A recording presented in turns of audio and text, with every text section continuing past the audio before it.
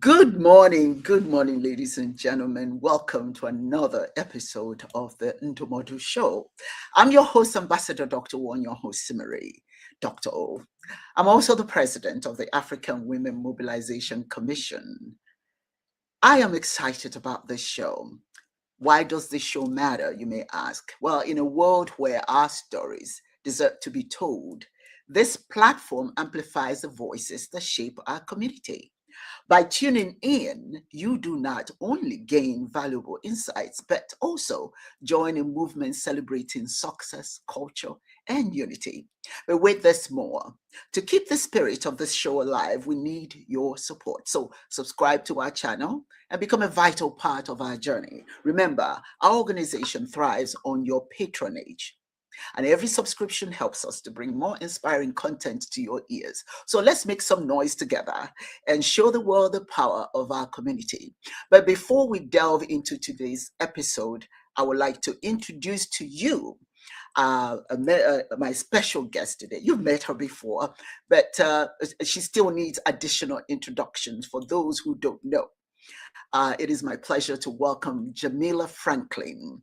Jamela is the founder and CEO of Oyinde Enterprises, an accomplished holistic psychotherapist, certified aromatherapist and teacher, certified Reiki master and teacher, certified metaphysician and teacher, reflexologist, energy transformation practitioner, holistic life coach, radio talk show host, college professor, award-winning published author. Professor Franklin brings a wealth of experience and training to her current private practice in holistic health and spiritual wellness.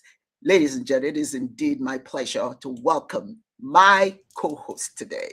Hello, Jamela. Greetings, Dr. Ua Asimari. It is a pleasure to join you again. I love being with you. And it is wonderful to read your bios because it tells everybody, look, you can do it all. You can do it all. I still come out looking like Professor Jamela Franklin. Yeah, well, I'm just trying to keep up with you, Dr. Asimari. That's what it is. It's like, hey, listen, the bar I have is high. The bar is I'm high. trying to keep up with you. I'm trying to keep up with you. Welcome. We have an exciting show Thank today. The you. importance of empathy in relationships. I think it's a very important topic. So let's talk about it. This is a Yes. crucial topic, the importance of empathy in relationships. In a world that often feels divided, empathy can serve as a powerful bridge, helping us to connect with strangers and foster understanding in our diverse communities. So, what exactly is empathy? At its core, empathy is the ability to understand and share the feelings of another person. It's not just about feeling sorry for someone, it's about stepping into their shoes and experiencing their emotions. Professor Jamila, recently, a shop owner named Rick Chow shot a 14-year-old Black young man in the back. Mm, He said that he mm. thought the young man had turned a certain way. And of course, there's always an excuse why we kill our young people. Now, unfortunately, he was acquitted. And then in anger, African Americans stated that they will boycott Asian stores.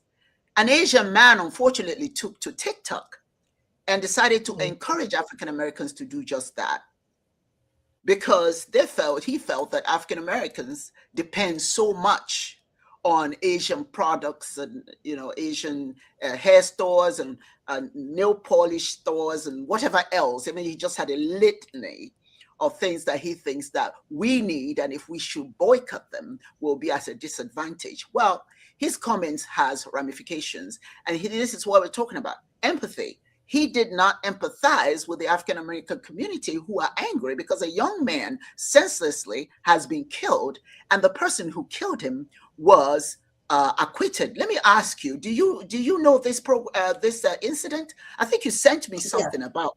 Yeah, tell me a little bit yeah. more your understanding of this incident, before we go into more discussion about empathy.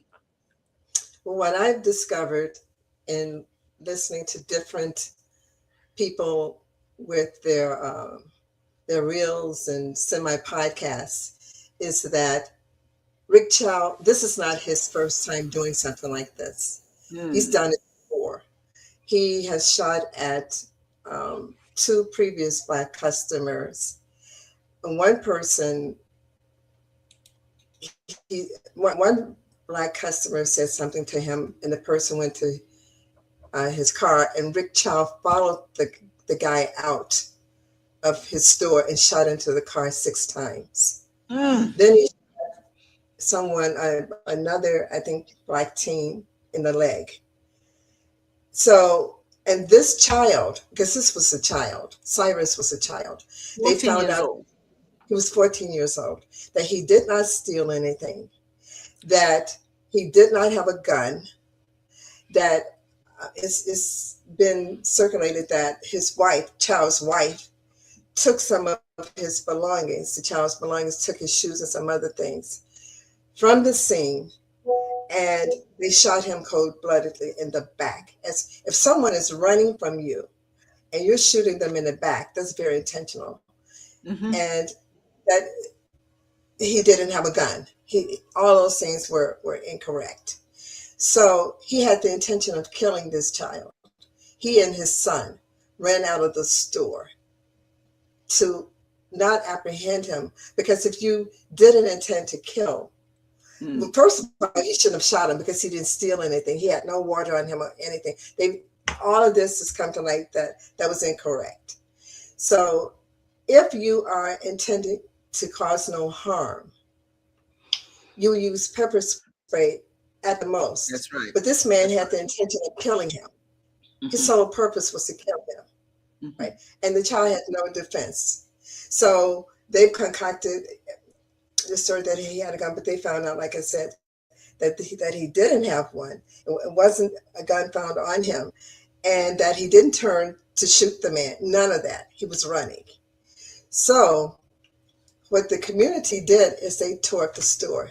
Rightfully so. I'm going to step out there and say rightfully so. And the man was acquitted. And the unfortunate thing that I've since learned is that there were 5 Black jurors on the jury, which to me, that makes no sense. And there were some Latino jurors too. So the empathy to me that they should have had for someone who looked like them was not there. And they said the judge told them, he didn't give them like a middle ground. He was either like acquit or some extreme or whatever. So I guess that they couldn't come to some consensus, and they chose to acquit this killer, this felon. So the community is not taking that down, not taking that lightly, and rightfully so. But you know what, Dr. Osumari? I think all the things that are happening in this country are a wake-up call for people that I call our Cabalians, because that's our real name. All the Africans throughout the diaspora. This is a wake-up call. Yes, it is. These people are telling us they don't care about us. They don't. Right? And see, my history goes all the way back, because my mother, grandmother, everybody, 400 years, their feet were planted on the soil, with our origin being on the continent of Africa. I'm very clear about that. Everyone who knows me knows that I know where my origination began. But in terms of my lineage here in this country, it goes back beyond 400 years.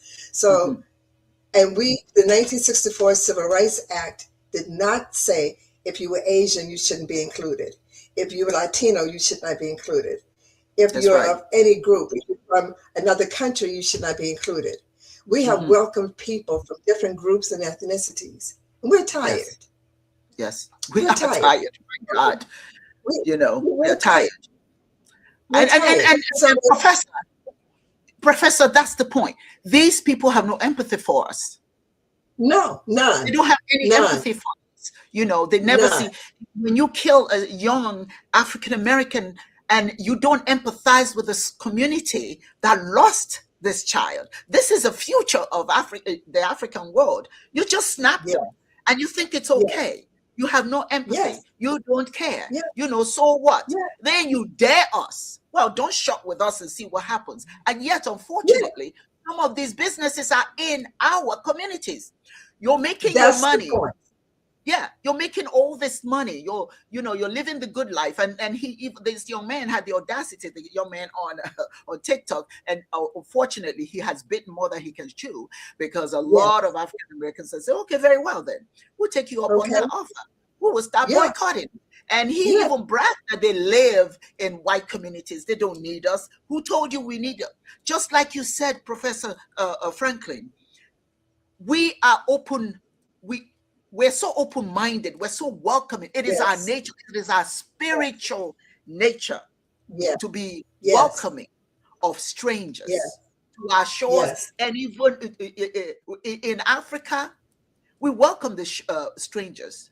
So for you to Yes. now brag that, Yes. oh, oh no, and the other thing he was saying is that African Americans should be ashamed that people are coming from other countries and doing better. Can you imagine? Let's talk about Oh all the yeah. discoveries that African Americans made, Oh yeah. everything people are using. Oh Hey, yeah. listen, go ahead. There isn't anything in this country that we have not created or aided into the creation. The so-called Caucasians, what that name means, they came from Caucasus Mountains. There's Mhm, nothing. What has happened is they've taken our inventions, even our culture, and Asians too. Koreans yes. call it K-pop. That's nothing but hip hop, okay? Hmm. That they've Hmm. stolen. They take Hmm. our creations, they take our clothing, even on TikTok. What they've done, a lot of creative designers who design clothes, a lot of Asians and so-called white people have taken their creations, stolen them, and now they're marketing them. And Hmm. a young black young woman went to court against this white woman. You know, the judge ruled for the white woman and put a gag order on the black woman whose designs were stolen and told her Hmm. that she is not allowed to talk about it. And the woman walked away free. So I'm saying to people, listen, this is a wake-up call. It Every is. group has turned against us. Yes. Every group, even the people talking about APAC, the Palestinians. Where are the Palestinians with us now? Where are Hmm. they? Every Hmm. group is turned against us. Okay, so I Yeah. tell people that goes only so far with me because with me, I grew up in the South. So I saw what my mom had to do as a domestic worker. And Mm. she vowed that I would never have a life like that. And she, with her pennies, put together uh, money to send me care packages to Cornell University. I was very, very blessed to have gone to an Ivy League school for college and for Yeah. undergraduate school. But I know Yeah. I didn't do that on my own. I know I Hmm. stood on the shoulders of my mother, my grandmother, Yes. on the shoulders of Malcolm X or Marcus Garvey, on the shoulders of Fannie Lou Hamer. I'm very clear. And see, that's what Yes. they're trying to have us not understand. If they ban our books, you won't know your history. And the thing that enrages me is that they tell us, oh, that's in the past. And some of us are so naive to buy that. Whereas people who are Jewish, every every holiday they celebrate what happened to them in terms of the Holocaust. No one is telling them, and they shouldn't tell them, not to honor their history. They are celebrated for that. Asians are celebrated for that. You cannot go into a nail shop and you don't see a little altar that they're Hmm. honoring their ancestors. But when Yes. it comes to us, if we do it, it's voodoo. If we do it, there's something wrong with us, and we have bought the lie. So I'm telling people, look, all these things that are happening, they're lynching us now. You're finding out about all these young black boys that are being lynched. What does it take for us to stand up and say enough is enough? Me, no more Asian shops. Me, Nope. no more Asian beauty supply stores. There's a beauty supply store here, very nice, black owned in Smyrna. The nail shops, black owned, and I'm putting this out because you know how I do daily. I'm telling people these are the black owned salons, these are the black owned tea houses, these are the black Yes. owned beauty supply stores. So if you go to Asian stores now after what this man said, you then are complicit, and I don't That's want to right. hear you say anything about what's going on because you're part of the problem. And some of the excuses I've heard, well, it costs too much for me to go to black stores, or the person was rude, or this, that, and other. A friend of mine said her friend went into an Asian beauty supply store recently. A little Asian girl was following her around the store. She turned Mm-hmm. around and said, "Why are you following me?" And the girl said, "You steal." They tell their Oh, children, a little child. She said, she turned around, she said, "What?" She said, "You steal." Okay. So they have that in their minds.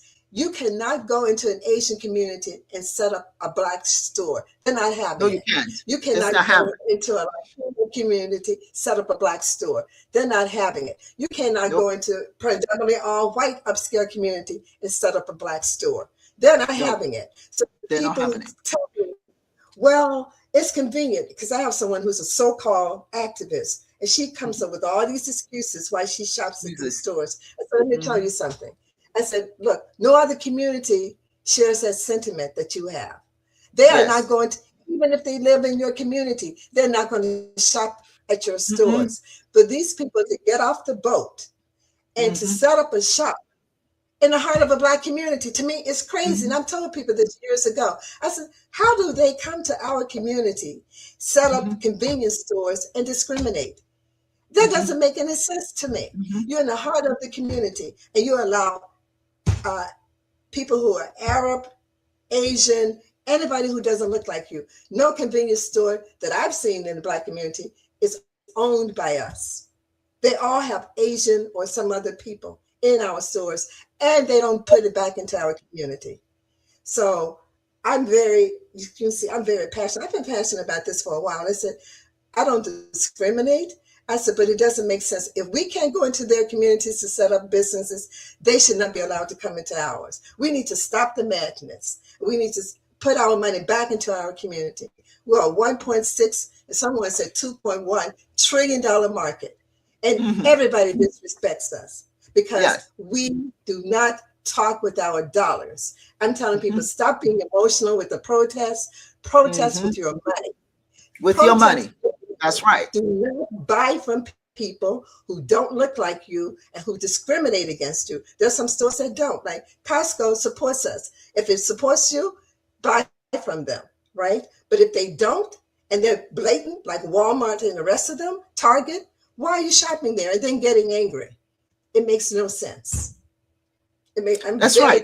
You passionate, know, very passionate about you that. know what, you know what it's called when they are able to, and then the thing about they hire themselves, they hire each other. All right. Oh yeah. And Oh yeah. obviously, the idea is to get rich together. It's called the spider web syndrome. I don't know if you've heard it. The Oh spider web no, syndrome. Now, let me yeah. paint a picture for you. Let me paint a picture for you. You have you have maybe an Asian coming from Asia. When they get to the airport, right?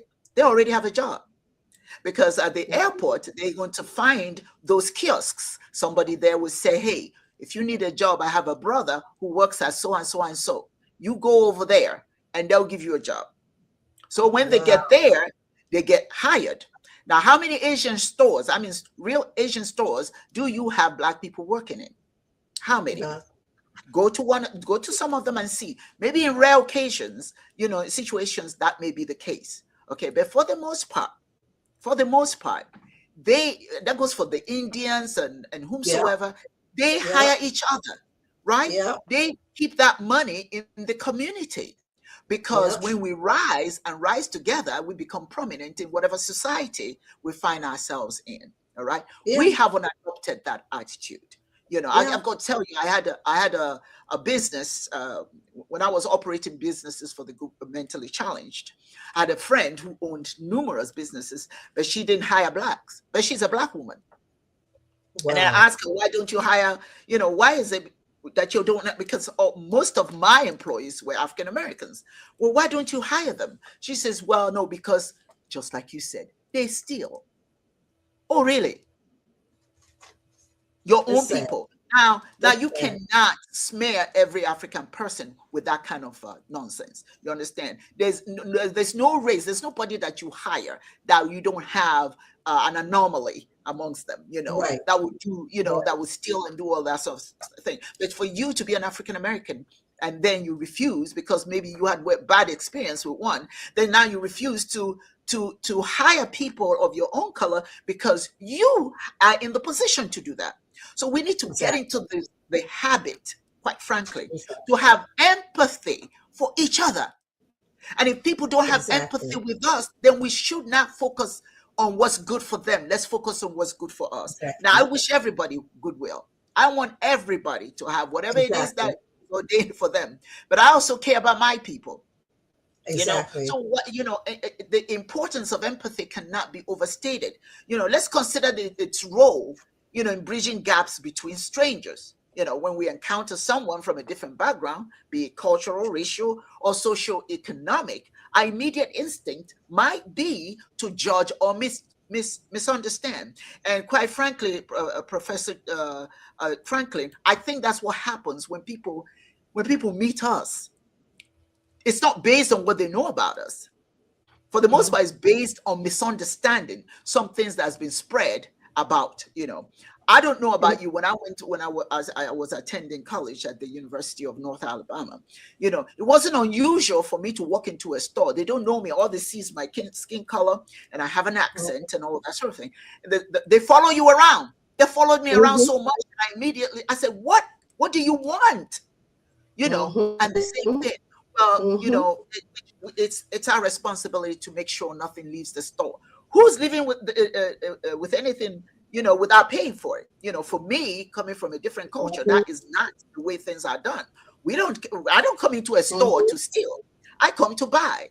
And so Mhm. we do that. We support Mhm. every business. African people, spiritually, we don't hate people. We don't. We don't Right. spiritually Right. hate. We don't. Right. You know, because Right. the way you treat a stranger, you have to expect to be treated the same way.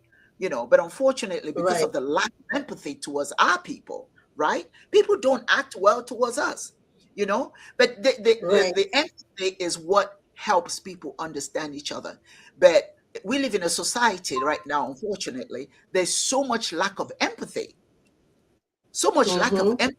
It's them and us. You take from them to make yourself feel good. Look at all the DEI and everything that's being Mhm. taken away from us. Are you considering the fact that we have children to raise, children in school? We have to feed these kids. We have to pay our mortgage, but you just take our jobs from us. Mhm. Gentlemen, that's because of Mhm. lack of empathy. Mhm. The But you lack know, of empathy. Dr. Osemere, I think that they know, because that's why they hit and do what they do to fire over 300,000 black women in the federal government. Oh, they know.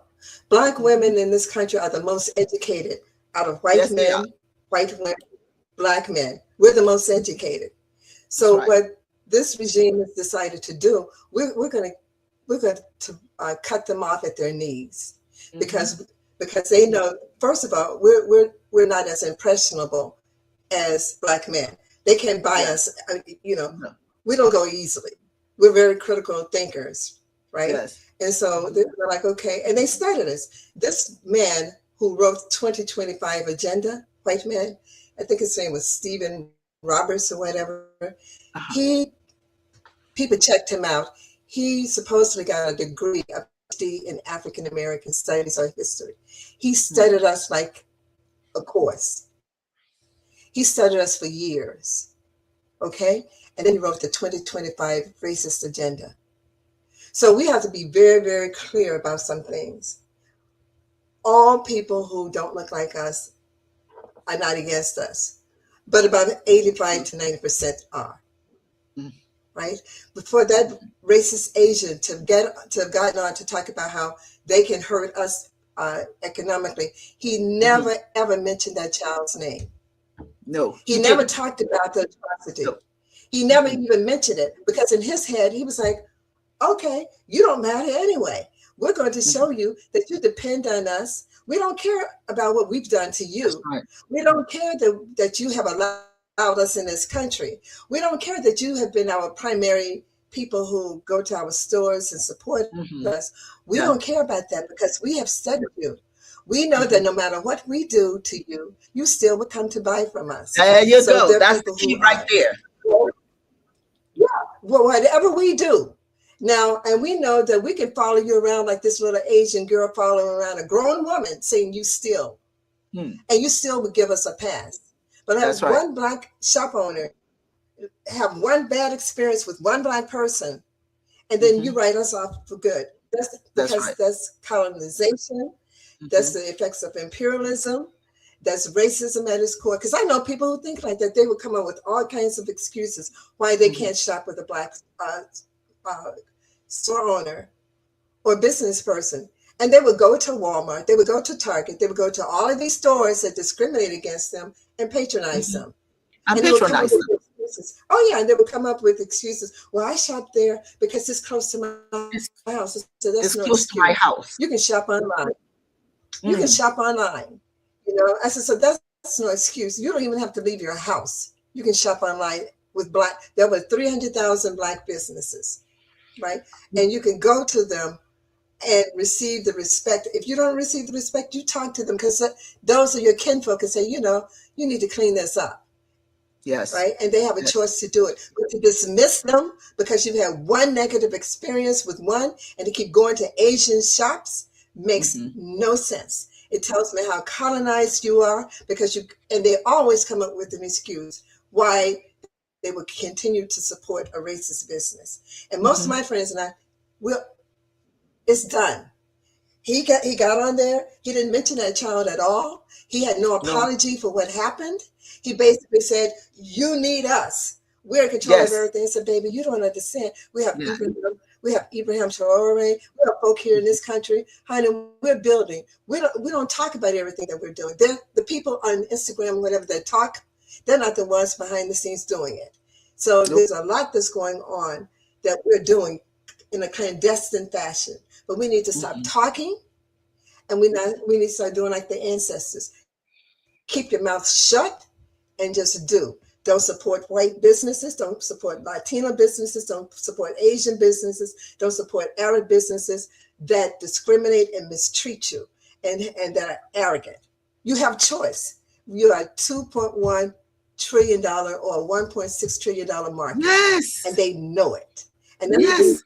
reason why they burned down Black Wall Street and whatever. Whenever we come together, they burn it Hmm. down. The latest thing that they're doing is black organizations, white folk now trying to sue, saying that, now, first of all, you don't want us in your schools. You don't want us in your organizations. So we have our own. Now they're trying to sue all black organizations. That's how psychotic they are. That's how Come on. crazy they are. Come You on. don't want us there, right? And we have our own and we're leaving, and now you're trying to sue and say it's racist. That's how crazy they are. It's like when we say we don't leave us alone, we don't want you, we never wanted you, we're done. Now, oh my God, they understand their power because they know if we pull that money back, this country is gone. It's gone. It's underwater. They know You know. that. So they keep trying to brainwash us, which is crazy. You know. There You was a know. young One of woman, the things. I'm on my You, time now. you know. One of the things that people need to understand, and why empathy is so important, is if you are not willing to hear someone else's side of the story or have some concern, have some humanity towards them, they're going to have to react Hmm. however they can to survive. The world is a Serengeti, only the fittest survive. Do you understand? And if you throw us into that Serengeti, we're going to try and survive by any means necessary. Do you understand? You cannot continue to Hmm. dehumanize a race of people constantly, consistently, and expect them not to do something about it. We're not going to go in the streets and riot. You don't see us doing that. We're not going to be screaming and No, yelling. no, No, but we do know what that's a we past must position. do. And it becomes an imperative that all of us are in the Hmm. same boat. We think alike. Survival is important. You don't have to survive through violence, but you can survive Hmm. using whatever tool that's not going to endanger anyone physically, physiologically, but is going to hit them where they would understand that humanity is an imperative, that you need to honor and respect other people. You see, and that is where we are right now. Empathy is a way for us Hmm. to connect with each other, to understand each other, right? But when one side is empathetic and the other ones are not, You understand? It's not an Mm-hmm. even playing field. So you run into the situation where people will say, okay, well, if you don't need us, all right, here we go. We'll do what we have to do to survive. Mm-hmm. And this gentleman, unfortunately, does not understand that African Americans and Black people throughout the world, we're kind of tired now. We're tired of the Mm-hmm. abuse. We're tired of the disrespect. If you don't see me as a human being Mm-hmm. and you don't value my humanity, then I'll say, okay, fine. I got it. I know what to do. You see? Mm-hmm. So I think very Mm-hmm. honestly, for the world to be a better place, we have to go beyond our biases and recognize our shared humanity in each other, particularly if we're supporting you. How many Yeah. African And I think, shops have Asians coming to support them? How many African shops right, that Asians will right, leave their homes and come to support? Have you gone to right. African American owned restaurants and seen? I go to this Jamaican restaurant all the time. The only people I see are African people, Black people. That's who I see. I don't see Mm-hmm. any other race coming. Mm-hmm. Now, there may be when I'm not there, Mm-hmm. but I don't see other people coming to support them. In rare occasions, you do, but Mm-hmm. I've been to that place so many times, and I'm yet to see anybody who is not an African person supporting them. So, but we are very Mm-hmm. generous with our money, with our time. We go everywhere and support. Well, if we like the product, we're going to buy it. But you have to start at some point. Then we have to start. You can't allow people to do. You can't blame people to do for doing to them. I mean, for doing to you what you allow them to do to you. You're allowed. We're Exactly. allowing it. We're allowing it. If this Mm-hmm. man has the Mm-hmm. audacity to stand there and say, "Well, come on, then we don't need you," and yet all your businesses, majority are in my community, and you don't need me. 80%. eighty And percent. so Yeah. very well then. You asking me now, I do, let us be clear, I do empathize that it is not all Asians. As a matter of fact, I don't even know, is he Chinese? I'm not even sure. But it's not all Asians that are Yeah. that way. But that's besides the point. The important thing is that Right. we need to have our own, we need to build ourselves up. If you build yourselves up and you're doing so much better, people respect you more. But you can't demand respect from people who disrespect you, and you keep, like you said, Professor, you keep going and supporting them. Yeah. You Yeah. know, so To me, that's so an when we oxymoron. Yeah. when we meet people from different cultures, who have different life experiences, we should make any assumptions about who they are. We should have empathy, and Mm-hmm. empathy encourages us to ask questions and listen attentively. Listen Mm-hmm. actively. Pay attention Mm-hmm. to what the person is saying. When these African Americans are saying, we are angry, we are tired of being disrespected, we are tired of our young people being killed, your role is not to say, and then if they say, you know what, we're not supporting you anymore, they're not saying that because it's just something that just happened recently. They're saying it because they've seen it so many times that they're Mm-hmm. saying enough is enough. Instead of you being sympathetic, you decide, okay, well, we'll show you. Don't shop here. You'll be at a disadvantage because we give you this, we give you that. What are you going to do about the nails? Oh, he even said that. How many Black Oh, people yeah. did you hear that? So it's so Oh, important yeah. that we on ourselves as African people need to understand what empathy is. People must empathize with us for us to empathize with them. Mm-hmm. That's how Mm-hmm. we transform our Mm-hmm. communities. If you empathize with me, I empathize with you. But if you're not going to do that, then let me empathize with my own people. How about that? But Dr. Yeah, what I've seen here growing up in this country, that's what we've done. We've empathized with white people. We've aligned ourselves with Black women, with white women, with the women's suffragette movement in the early 1900s. And then they turned against us and said that we shouldn't have the right to vote. Every time we've done that, it's backfired because I Yeah. know people who would give up their lives to Mm. breastfeed white babies during slavery. They empathized with them. And give you Yeah. another example, Harriet Tubman went back to get her sister who refused to leave being in bondage because she empathized with the white master. Mhm, It was mhm, crazy. So I mhm, think what we're now saying is that we're tired of empathizing with you because it doesn't mhm, matter. The only mhm, thing that matters, and I don't, we protested during the 60s. They heard us, and now that they're like, okay, what else is going on?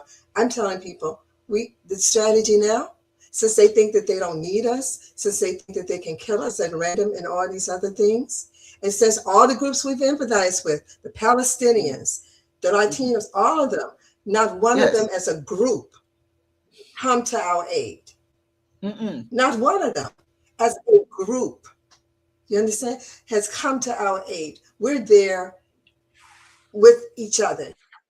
We're all we have with the ancestors and the creator. No one as a Mhm, group, mhm, even the so-called leftist politicians. Where's Bernie Sanders? Where is Marianne Williamson? Where are these people?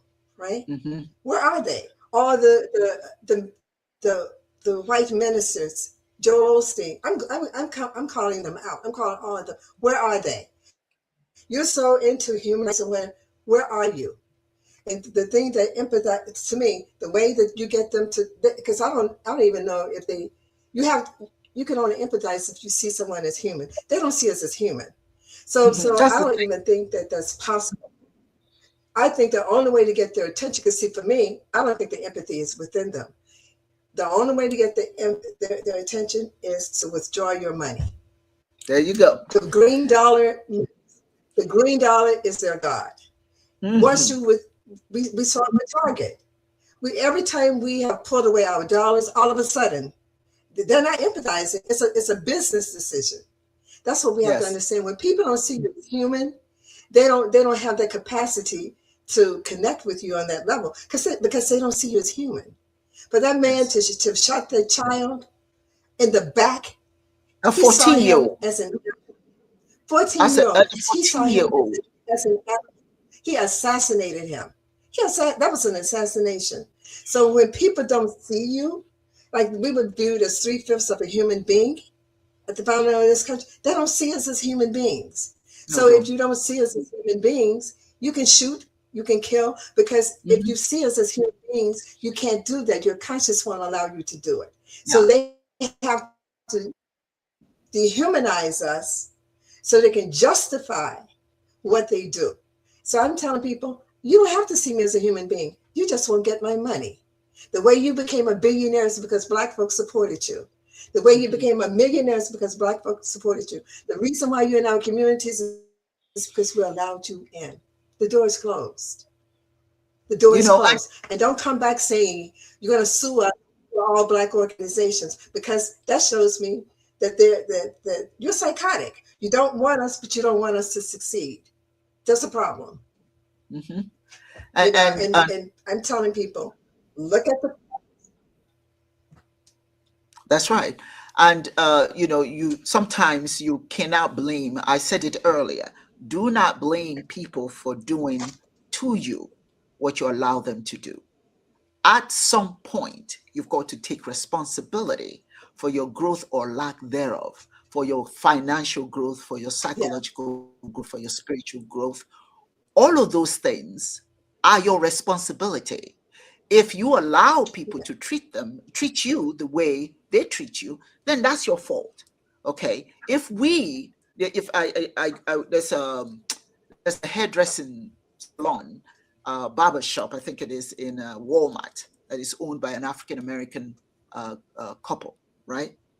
And that was my first time of seeing that in Walmart. And I was just so excited. I said, what?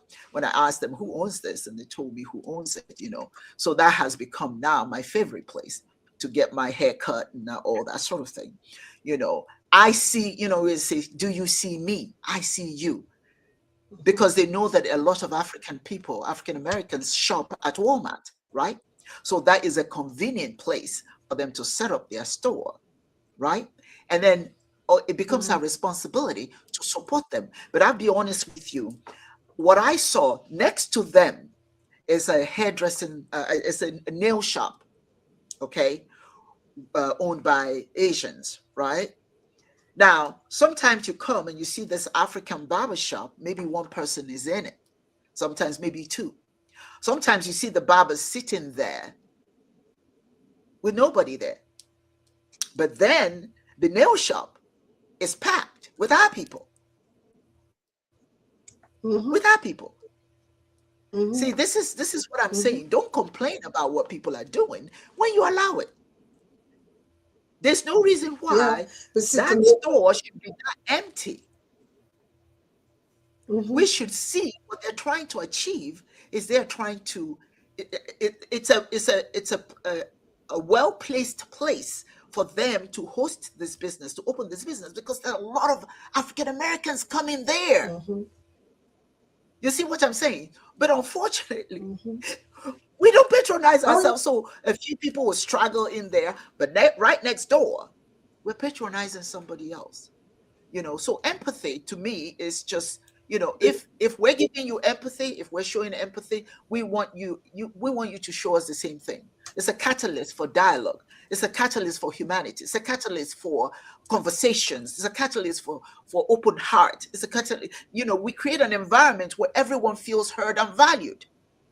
But if you're killing our children and we get Mm-hmm. angry, and instead of empathizing with us, you're threatening us. Well, you know, if we choose that we're not going Mm-hmm. to buy from you, then so you don't need us. But you're in our community.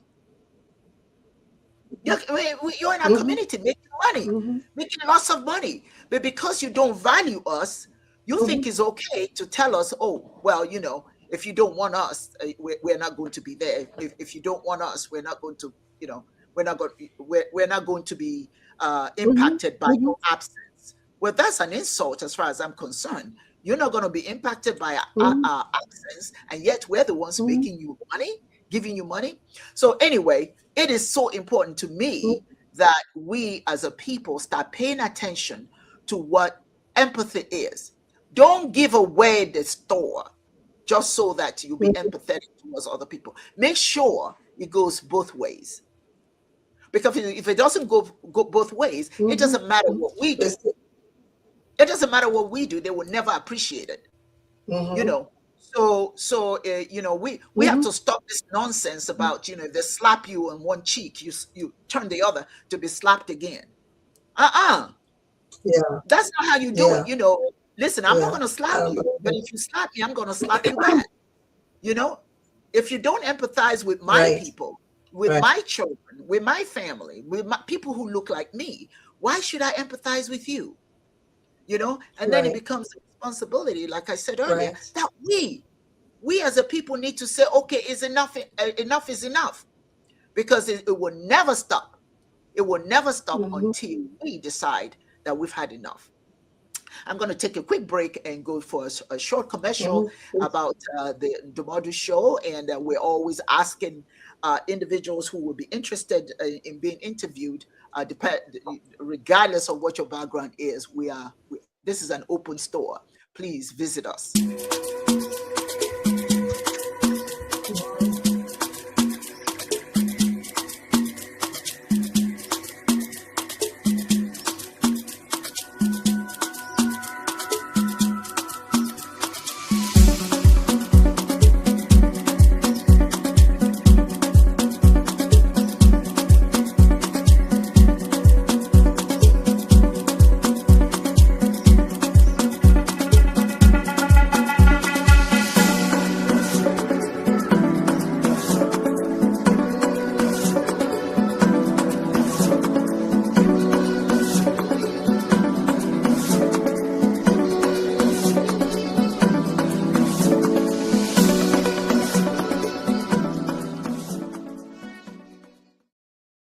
Yes, indeed. If you want to be a guest on our show, please visit us, send us an email on the ntomodushow@gmail.com. This is Dr. Wonyo Hosimiri. I'm back again with my co-host today, Professor Jamela Franklin.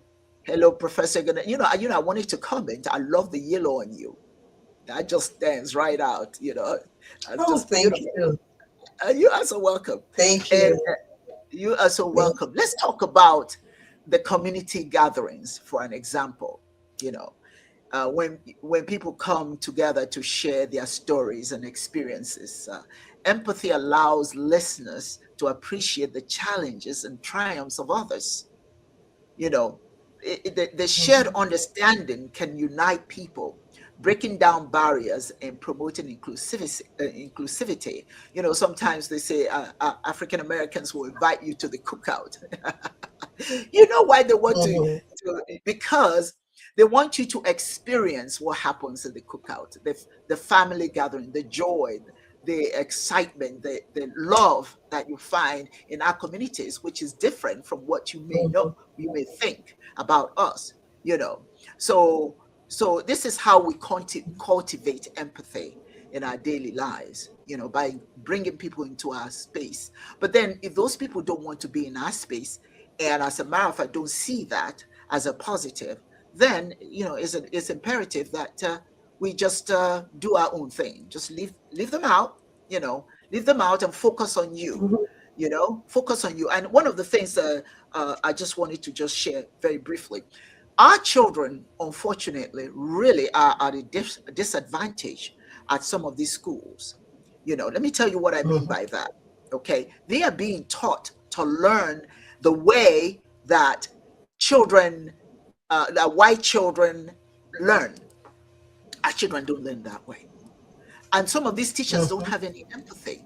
That there's a Mhm. reason why some of our children, you know, Mhm. many of our children are not, they learn, many of our children learn from doing, not just listening, from doing, from actually showing their talent, what they can do Mhm. by talking, by listening. But they're forced to sit there and do all these writings and things like that. You know, that's not to say that they can't do it, but then you have to have empathy and look at how they learn. You know, our children are boisterous, right? Particularly our boys, they're very boisterous because they come from families where people are always doing, you know, people are always talking, active, all kinds of things going on. Not They're not used to this sitting like this, you know, just being quiet, you know. But a lot of these teachers don't see that. Mhm. So our children are put in an environment where they are forced to be like other children who don't reflect their own experiences. So they have Mhm. to sit there, and if they don't do that, then the teacher calls, sends them to the principal's office or whatever. So who they are becomes something wrong. There's something wrong with them. You know, you don't see that. Well, the children are different. You know, these African American children, you know, they learn a certain way. You know, you don't discard or discriminate against them because they learn differently.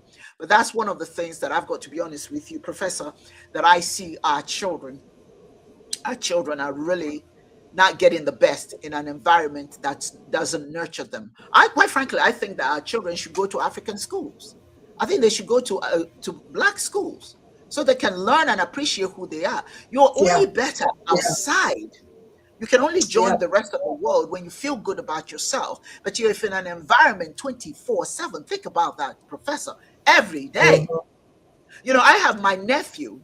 My nephew went to school in California, and it was just every day he was no good. He was this, he was that.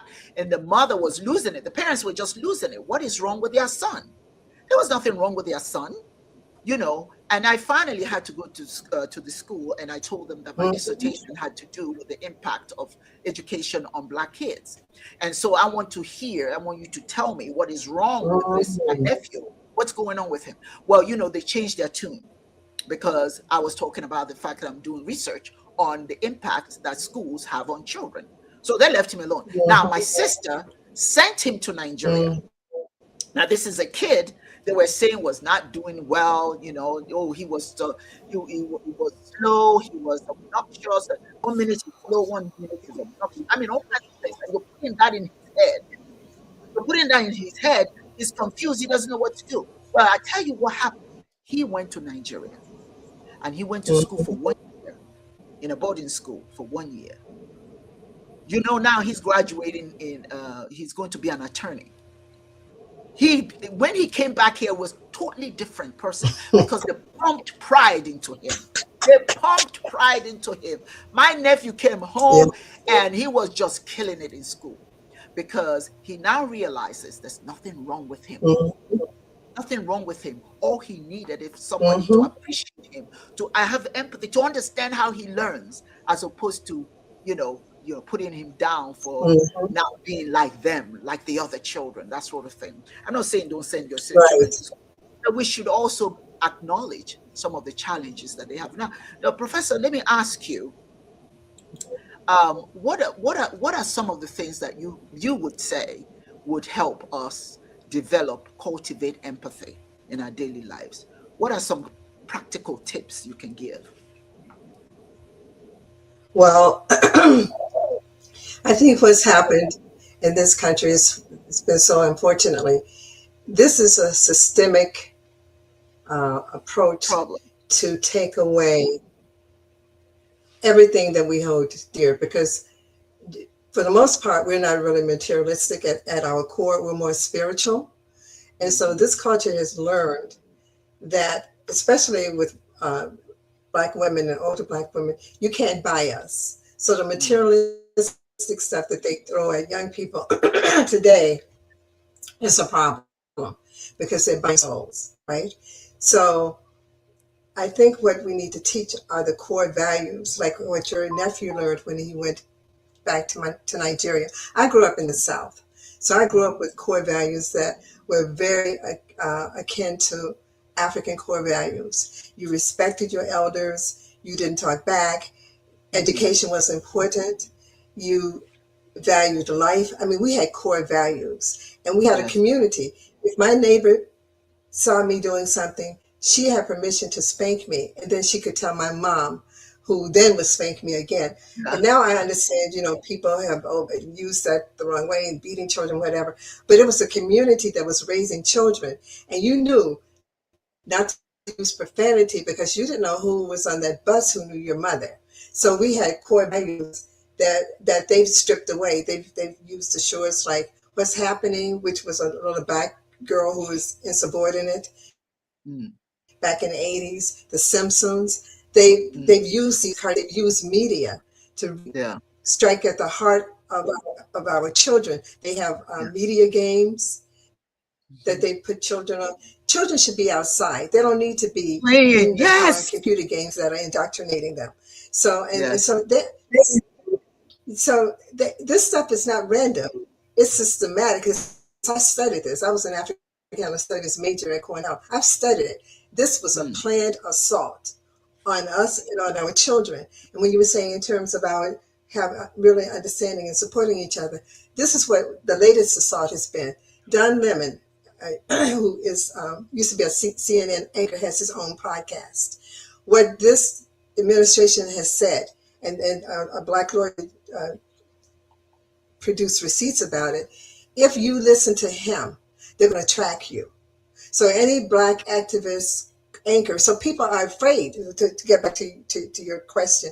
People who don't have a sense of self are intimidated. They're like, well, if I do this and they find out about me, then I may not be able to get a job. And that's what they're doing with the algorithms. People are Hmm. seeing if they really come out and support us, you're going to be penalized. Now, what people don't understand is it's okay because we have our own support. We have our own stores and stuff. So they have brainwashed people to say, you need us, when in fact they know that we don't need them. So going back to all of this stuff, the whole thing is systemic, it's entrenched, is planned. They've been planning this for years. When President Barack Obama was elected, they went into action, overhaul. They said, oh yeah, we got to turn back the hands of time because these people now think that they are a full person. So bringing the children up, I think getting rid of the Department of Education is a good thing. I said, then you can homeschool your children because I know of some homeschools, black homeschool programs here in Georgia, and you tell them who they are.